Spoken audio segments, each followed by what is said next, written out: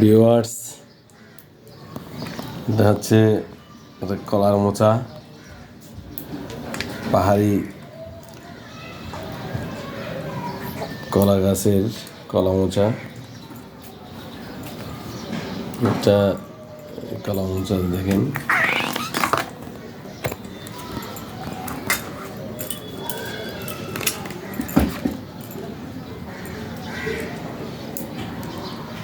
এর ভিতরের একটা হিট আছে, হিটটা ফেলে দিয়ে তারপর খাওয়ার উপযুক্ত হয়। আসলে এটা প্রচুর আয়রন সমৃদ্ধ খাবার, শরীরের জন্য অনেক উপকারী। আমাদের প্রাকৃতিক যেই শাক সবজি ফলমূল আছে, আসলে এগুলো সবগুলো কিন্তু মানবদেহের জন্য অনেক উপকারী। সৃষ্টিকর্তা আমাদের জন্য সব সৃষ্টি করে রেখেছেন। এটা ঔষধি গুণ আছে অনেক, এটা পেটের অনেক উপকার, আর বিশেষ করে প্রচুর ফাইবার থাকে এখানে। আর হচ্ছে আয়রন সমৃদ্ধ খাবার, সাথে এই বিচি, পরাগ শিমের বিচি, এগুলো অনেক পুষ্টিকর খাবার। যদিও বা এগুলো একটু প্রসেসিং করতে কষ্ট লাগে, কিন্তু অনেক সুস্বাদু হয় এবং সাথে অনেক পুষ্টিগুণ সমৃদ্ধ খাবার। এটা কলার মোচা।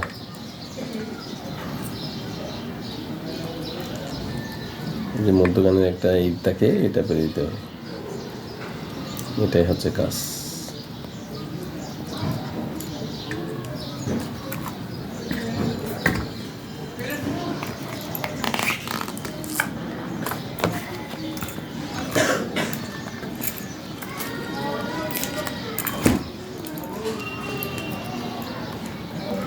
এটা কলা যখন একটা একটা একটা একটা কলার কান্দি তৈরি হয়, এরপর পরের পর্যায়ে একেবারে লাস্ট পর্যায়ে এসে মোচাটা থাকে।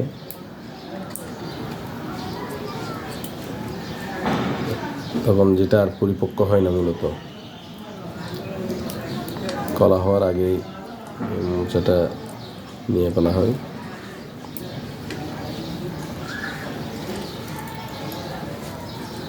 নিচের কলাগুলো আর তেমন বড় হয় না অবশ্য,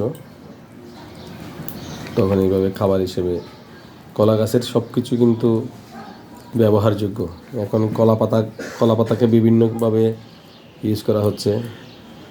এটা আবার গবাদি পশুর খাবার, ওখান থেকে কলা আমরা খাই, কলার মোচাটা আমরা খাই। আবার কলার ভিতরে যে একটা তার শাঁস থাকে, ওটাও রান্না করে কিন্তু খাওয়া যায়, কলার বড়ি বলে এটাকে। কলা গাছের, এখন তো কলা গাছ থেকে বিভিন্ন ধরনের সুতাও তৈরি করা হচ্ছে, তার কলার কোষা থেকে বিভিন্ন ধরনের সুতা তৈরি করা হচ্ছে। ওটা দিয়ে আবার শর্ট জাতীয় বিভিন্ন ব্যাগ তৈরি করা হচ্ছে। ওখান থেকে আবার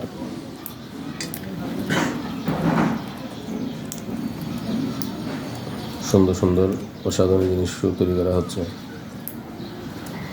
ওয়ান টাইম প্লেট তৈরি করা হচ্ছে কলার কোষা থেকে। অনেক কলা গাছের গুণের কথা, মানুষের জন্য অনেক উপকারী একটা গাছ, কলা গাছ। ফুলটাও কিন্তু অনেক সুন্দর, এটা একটা সুন্দর ফুল, অনেক সুন্দর।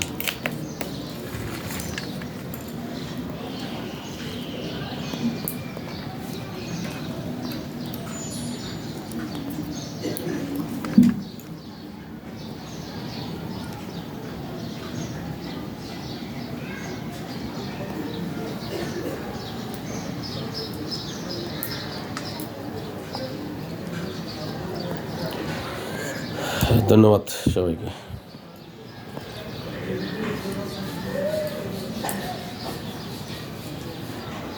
বেশি বেশি ফাইবারযুক্ত খাবার খাবেন, শরীর ভালো থাকবে। পেট শান্তি তো দুনিয়ায় শান্তি। পেট ভালো থাকবে ফাইবারযুক্ত খাবার খেলে।